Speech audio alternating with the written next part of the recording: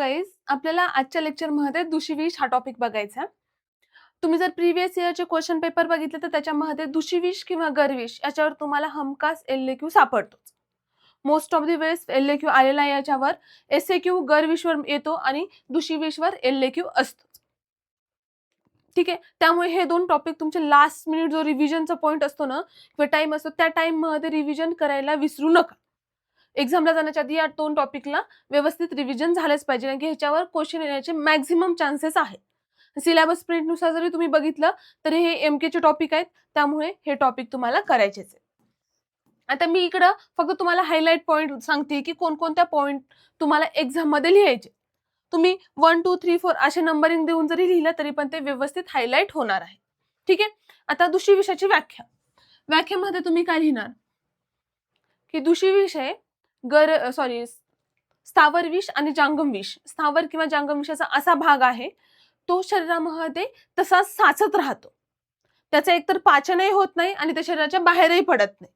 ठीक आहे, त्याचं काय पाचनही होत नाही आणि शरीराच्या बाहेरही जात नाही.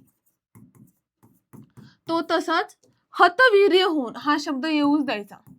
हतवीर्य म्हणजे निष्क्रिय होऊन शरीरामध्ये पडून राहतो, त्याला आपण काय म्हणतो दुशीविष म्हणतो. Clear definition. जांगविष स्थावर विषाचा असा भाग आहे जो पचनही होत नाही आणि शरीराच्या बाहेरही पडत नाही, हतवीर्य होऊन शरीरात पडून राहतो, त्याला आपण काय म्हणतो दुशीविष म्हणतो. पुढे निरुक्ती. आता नावामध्येच आहे दुशीविष. दुशीविष, दूषी म्हणजे काय, शरीरामध्ये पडून राहून शरीर घटकांना जे दूषित करतं त्याला आपण दुशीविष म्हणतो. जे काही शरीरामध्ये घटक आहेत, धातू आहेत, दोष आहेत, मल आहेत, यांच्या कार्यामध्ये अडथळा आणतो आणि त्याला दूषित करतो. तसेच शरीरावय आमाशय असो पक्वाशय असो त्याला दूषित करतं, म्हणून त्याला दुशीविष नाव पडलेलं आहे. निरुक्ती म्हणजे ते नाव का आलं, तर त्याचं हे साधं सोपं एक्सप्लेनेशन. पुढे विषाची अव्यक्तता. हे विष असं नाहीये की आपण घेतलं विष आणि लगेच ते आपल्याला शरीरामध्ये गेलं ना आपल्याला त्याचा प्रभाव दिसला, असं होत नाही. ह्याच्यामध्ये वर्षानुवर्ष ते विष तसं शरीरामध्ये पडून राहतं. मग त्याची आपल्याला व्यक्तता का दिसत नाही, कारण की ते कफ आवृत्त झालेलं असतं. कफ आवृत्त विष असतं. आवृत्त म्हणजे आवरण, जसं की आता इथे हे विष आहे त्याच्याभोवती कफाचा आवरण आहे, त्यामुळे ते शरीराला कोणती विजाही पोहोचवत नाहीये, पण शरीरामध्ये तसंच ते पडून आहे, त्यामुळे ते अव्यक्त स्वरूपामध्ये शरीरामध्ये आहे. ठीक आहे, एक एक शब्द मेन सांगते ते मात्र लक्षात ठेवा. कफावृत्त विष असल्यामुळे ते अव्यक्त स्वरूपामध्ये आहे. ठीक आहे, व्याख्येमध्ये हतवीर्य लक्षात ठेवायचं. निरुक्तीमध्ये शरीर घटकांना दूषित करतं. विषाची अव्यक्तता मध्ये तो कफावृत्त विष आहे, त्यामुळे तो व्यक्त होत नाही. आता निदान. निदान म्हणजे हेतू सगळ्यांना माहिती आहे. त्यामध्ये मोस्टली पित्त प्रकोपक आणि वात प्रकोपक, पित्त आणि वात प्रकोपक जे काही हेतू आहेत ते सगळे हेतू आपल्याला इथं पाहायला भेटतात. जसं की विषमाशन, अध्यशन, रात्री जागरण, अतिमैथून, अतिव्यायाम, अतिश्रम, दिवास्वाप, हे सगळे हेतू आपल्याला दुशीविषामध्ये पाहायला भेटतात. त्याचबरोबर अतिमार्गक्रमण करणे, पंचकर्माचा मिथ्यायोग, हे पण ह्याच्यामध्ये आपल्याला निदानामध्ये पाहायला भेटतं. ठीक आहे, मग तिथे तुम्हाला पित्त प्रकोपक आणि वात प्रकोपक सगळे हेतू येणं गरजेचं आहे. त्याचबरोबर एखादा जर व्याधी झालेला असेल तर त्या व्याधीच्या उपद्रव स्वरूपामध्ये पण ह्याचे लक्षणे उत्पन्न होऊ शकतात. ओके, निदान एकदम सोपं असतं. फक्त लक्षात घ्यायचं की जे काही तुम्हाला लक्षणे दिसणार आहेत ती लक्षणे कोणते दोष प्रधान आहेत, तर प्रामुख्याने वात आणि पित्त प्रधान लक्षणे दिसतात आपल्या विषयामध्ये, त्यानुसार तुम्ही इथं निदानाचा पॉइंट टाकू शकता. ठीक आहे, ते जास्त एक्सप्लेन करायची तुम्हाला आता गरज नाही. आता पूर्वरूप. पूर्वरूपामध्ये हा श्लोक एकदम सोपा आहे. निद्रा गुरुत्वम च विजृंभम च विश्लेष हर्ष वच अंगमर्द. एका लाईन मध्ये सगळे पूर्वरूप होतात. निद्रा अधिक येते, अंग जड वाटतं, विजृंभया म्हणजे जास्त प्रमाणामध्ये जांभळ्या येतात, विश्लेष संधी शैथिल्य जाणवतं तिथं आपल्या पेशंट मध्ये, हर्ष म्हणजेच रोमांच, जसं की अंगाला काटे येणे असं आपल्याला पेशंट सांगतो आणि अंगमर्द. ओके. निद्रा, गुरुत्व, विजृंभा, विश्लेष, संधी शैथिल्य, हर्ष आणि अंगमर्द हे प्रमुख पूर्वरूप सांगितलेले आहेत दुशीविषाचे. याच्या व्यतिरिक्त कोणत्याही पूर्वरूपामध्ये पॉइंट टाकायचा नाही, कारण की स्पेसिफिक त्यांनी श्लोक दिलेला आहे. त्यामुळे इथं आपल्याला मनाने जे काही वाटतं ते टाकण्याचं गरज नाही, आणि जरी तुम्ही ते टाकलं तर तिथे तुम्ही पकडले जाल. त्यामुळे फक्त जिथं फेकता येतं तिथंच फेकायचं, कुठेही फेकायचा प्रयत्न करायचा. ठीक आहे. हा श्लोक सरळ एका लाईनचा आहे, तुम्ही पाठ करून घ्या. पुढे लक्षणे. लक्षणाचा श्लोक केला तरी चालेल किंवा असंच लक्षणे लक्षात ठेवली तरीही चालेल, काही प्रॉब्लेम नाही. दुषी विषमतु शोणित दृष्ट आरूह किटीब कोठ लिंगशः विषम एकम दोषम संदुष्य. पुढे पण श्लोक आहे, पण एवढा श्लोक इम्पॉर्टंट आहे म्हणून आपण घेतलाय. शोणित, अंगावर रक्त किंवा रेड कलरचे आपल्याला पॅचेस दिसतात. मोस्टली स्किनच्या रिलेटेड इथं तुम्हाला दिसून येतं, म्हणून स्किनचे पेशंट आल्यावर त्याला हिस्ट्रीमध्ये आपण विषाची हिस्ट्री विचारतो. तसंच किटीब, कोठ हे पण स्किनच्या रिलेटेडच आहे. विषम एकम दोषम संदुष्य म्हणजे सगळे दोष प्रकोपित होतात आणि त्याचे एकत्र लक्षण दिसतात. त्याचबरोबर लक्षणांमध्ये नॉर्मल आणखीन लक्षणे दिसतात, ते म्हणजे उन्माद. जेव्हा सिव्हिअर केसेसमध्ये पेशंट आपल्याकडे येतो तेव्हा उन्माद अपस्मारासारखे पण तिथं व्याधी आपल्याला दिसतात. तसेच उदराच्या पेशंटमध्ये विषाची हिस्ट्री विचारायची, तुम्हाला तिथं विषाची हिस्ट्री सापडते. एकतर आहारामधून भेटेल किंवा त्याच्या विहारामधून तुम्हाला ती हिस्ट्री भेटेल. ओके. तसंच शुक्रक्षय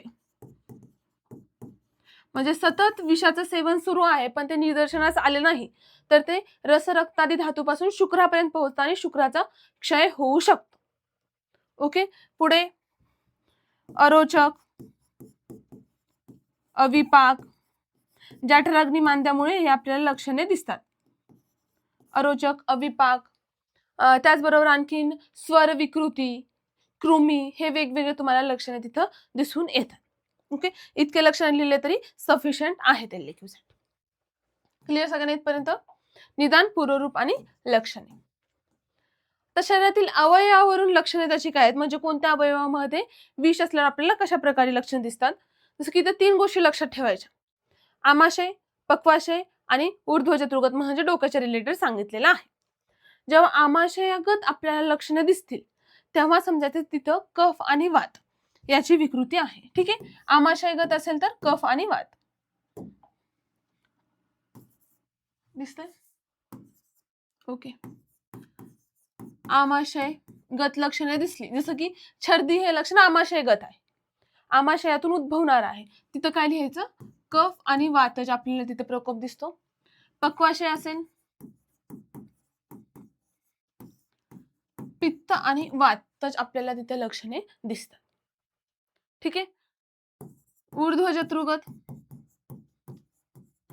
इथं आपल्याला खालित्य हे लक्षण दिसतं. ठीक आहे. हे 3 जरी पॉइंट तुम्ही लक्षात ठेवले, आमाशय, पक्वाशय आणि ऊर्ध्वचतुर्गत, तरी अवयवगत ची लक्षणे जी काय आहे तो एक नवीन पॉइंट तुम्हाला ऍड करता येईल आणि तिथे तुमचा स्कोर पण वाढेल. आमाशय, पक्वाशय आणि ऊर्ध्वचतुर्गत. आता साध्य असाध्यत्व. सिंपल आहे साध्य असाध्यत्व मध्ये, साध्य किंवा असाध्य. मग त्याच्यामध्ये साध्य कधी असेल? जर तो नवीन व्याधी असेल, नवीन असेल, नुकताच उद्भवलेला असेल, कमी दोषांचा प्रकोप असेल तर तो साध्य आहे. आणि जीर्ण असेल, पूर्वरूप अधिक दिसत असतील, लक्षण हे अधिक दिसत असतील आणि वृद्धावस्था जर असेल तर तो असाध्यतेकडे जातो. सिंपल ह्या 2 गोष्टी लिहिल्या तरी तुमचं ते साध्य असाध्यतेचा पॉइंट कव्हर होऊन जाईल. ठीक आहे. क्लिअर सगळ्यांना हे? साध्य, असाध्यता आणि अवयवानुसार चिकित्सा. आता बघा शास्त्रोक्त चिकित्सा. शास्त्रोक्त चिकित्सेमध्ये सगळ्यात आधी पंचकर्म करून घ्यायचं. पंचकर्मामध्ये वमन आणि विरेचन 2 मेन गोष्टी आहेत. वमन, विरेचन. मग त्याच्यामध्ये जर आमाशयगत लक्षणे दिसले तर वमन करा, पक्वाशयगत दिसले तर विरेचन बस्ती करू शकता. ठीक आहे. हे 2 उपक्रम करायचे. त्यानंतर विषनाशक अगदपान. कोणतं विष आहे शरीरामध्ये किंवा कोणत्या विषासारखी लक्षणे दिसतात, दशांग आहे, बिलवादी आहे त्यानुसार तुम्ही ते अगद यूज करू शकता. ठीक आहे, अगद पाणी यूज करा आणि जे काही स्थानिक चिकित्सा आहे किंवा लक्षणारूप जी काही चिकित्सा दिसते ती चिकित्सा तिथं करायची आहे. ठीक आहे, शास्त्रोक्त चिकित्सेमध्ये तुम्हाला फक्त 3 पॉईंट मेन लक्षात ठेवायचे. पंचकर्म करायचे, अगदपान द्यायचे आणि लक्षणारूप चिकित्सा करायची आहे. ठीक आहे, क्लिअर सगळ्यांना? हा पॉइंट क्लिअर? याच्यामध्ये आपण अवयवावरील लक्षणे बघितली, साध्य असाध्यता बघितला आणि शास्त्रोक्त चिकित्सा बघितली. पुढे उपद्रव आणि त्यांची चिकित्सा हे एक महत्वाचं पॉइंट आहे याच्यामध्ये. ठीक आहे, उपद्रव आणि त्यांची चिकित्सा. नॉर्मल चिकित्सा बघितली आपण, पण उपद्रवांची चिकित्सा काय असणार? उपद्रव आधी कोणते असणार? हिक्का, श्वास, कास, छर्दी, तसंच अतिसार, ज्वर यासारखी नॉर्मल जे काय आहे ते तुम्हाला इथं उपद्रव सांगितलेले आहेत. शुक्रक्षय त्यामधला सगळ्यात महत्वाचा उपद्रव आहे. शुक्रक्षय इथं पण तुम्हाला दिसतो. ठीक आहे, मग आता उपद्रव जेव्हा दिसतात तेव्हा आपल्याला काय करायचं? एक तर शास्त्रोक्त चिकित्सा करून घ्यायची. ठीक आहे, शुद्धी करून घ्यायची. जे काही पंचकर्म सांगितले त्यानुसार पंचकर्मानुसार शुद्धी करायची. नंतर पेशंटला तुत्य भस्म द्यायचे. एक आपली जी काही गव्हाची पोळी असते त्या पोळीवर तुत्य भस्म लावायचं आणि थोडंसं तूप टाकून त्याला व्यवस्थित पसरवायचं आणि ते खायला द्यायचं पेशंटला. ठीक आहे, मग 375 mg किंवा ते 550 mg पर्यंत तुत्य भस्म प्लस तूप पेशंटला पोळीला लावून द्यायचं. ओके, मग ती पोळी पेशंटला खायला द्यायची. खाल्ल्यानंतर 10 मिनिटानंतर 10 ते किंवा 20 मिनिटानंतर त्याला 50 ग्राम तूप प्यायला द्यायचं. त्यानंतर त्याला काय होईल? विरेचन व्हायला सुरुवात होईल. मग आणखीन 10 मिनिटानंतर 50 ग्राम तूप द्यायचं. जोपर्यंत सगळी लक्षणे शांत होत नाहीत आणि शौचाद्वारे फक्त तूप किंवा स्निग्धता बाहेर पडत नाही तोपर्यंत आपल्याला हा प्रयोग करतच राहायचा. मग ते 5 ते 10 वेळेस केला तरी चालेल. पण सम्यक लक्षणे काय आहेत? की शौचाद्वारे तूप पडलं पाहिजे, विरेचनाद्वारे तूप पडलं पाहिजे शरीराच्या बाहेर, तेव्हाच पूर्ण शुद्धी झाली आहे असं समजतं. क्लिअर? आणखीन एकदा चिकित्सा सांगते. आधी पंचकर्माद्वारे शुद्धी करायची, नंतर एक गव्हाची पोळी घ्यायची, त्यावर तुत्य भस्म लावायचं. त्यामध्ये 375 ते 750 mg तुत्य भस्म बल बघून पेशंटचं द्यायचं. तूप थोडंसं टाकून लावायचं आणि ते खायला द्यायचं. नंतर एक 5 ते 10 मिनिटानंतर 50 ग्राम तूप प्यायला द्यायचं. जोपर्यंत विरेचन होत नाही तोपर्यंत 5-5 मिनिटाचा इंटरव्हल ठेवून तूप प्यायला द्यायचं. जेव्हा विरेचन व्हायला सुरुवात होते आणि सम्यक विरेचन लक्षणे दिसतील, स्निग्धता जेव्हा शरीराच्या बाहेर पडेल तेव्हा समजतं आपल्याला की पूर्णतः विष शरीराच्या बाहेर पडलेले आणि तेव्हा ते देणं बंद करायचं. त्यानंतर आपला जो काही संसर्जन क्रम सांगितलाय, मुगाच्या डाळीची खिचडी वगैरे, तो संसर्जन क्रम फॉलो करायचा. ही झाली उपद्रव आणि त्यांची चिकित्सा. क्लिअर सगळ्यांना? बघा, शॉर्ट मध्ये आपण पटापट पॉइंट कव्हर करूया. सगळ्यात आधी आपण काय लिहिणार? दुष्यविषची व्याख्या, निरुक्ती, विषयाची अव्यक्तता, निदान, पूर्वरूप, हे 5 झाले. लक्षणे, शरीरातील अवयवावरील लक्षणे 7, 8 नंबरला साध्य असाध्यत्व, 9 नंबरला शास्त्रोक्त चिकित्सा आणि 10 नंबरला उपद्रव आणि त्यांची चिकित्सा. 10 पॉइंट आलेच पाहिजे दुष्यविष LAQ ला येईल तेव्हा. ठीक आहे, क्लिअर सगळ्यांना? हा इम्पॉर्टंट टॉपिक आहे, थोडासा वेळ लागला तरी चालेल पण पूर्ण टॉपिक मधले पॉइंट्स कव्हर झाले पाहिजे. ओके, ठीक आहे. होप सो सगळ्यांना समजलं असेल.